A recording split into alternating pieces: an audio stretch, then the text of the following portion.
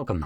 In front of me is a TECNO Phantom V Flip, and today I'll show you how you can enable and also set up your Do Not Disturb mode.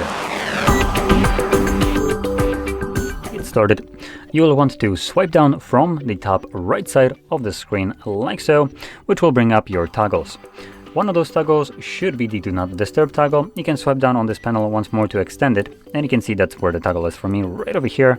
So once you see the Do Not Disturb toggle, hold it first time around, and this will quickly take you to the settings.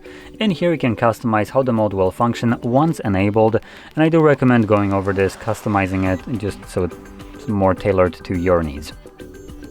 Now I'm going to talk about a couple options in here, like the schedule. So this basically substitutes turning it on and off manually, and you can have a fully automatic schedule where the phone will turn off the Do Not Disturb mode at a provided day of the week and start at end time.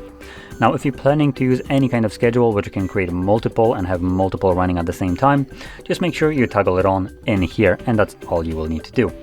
For everyone else that wants to use Do Not Disturb mode manually, I would recommend checking out this option right here, Duration for Quick Settings, which allows you to choose what will happen when you press on the toggle manually. By default, it is set to run indefinitely, meaning till you turn it off yourself.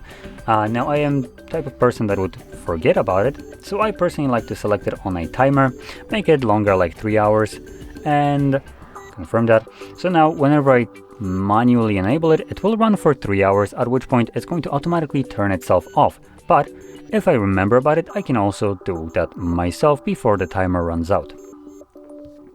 So, finding the toggle once more, simply tap on it, and on here it actually gives you the timer till which it's going to run, or till which the phone will turn it off for you.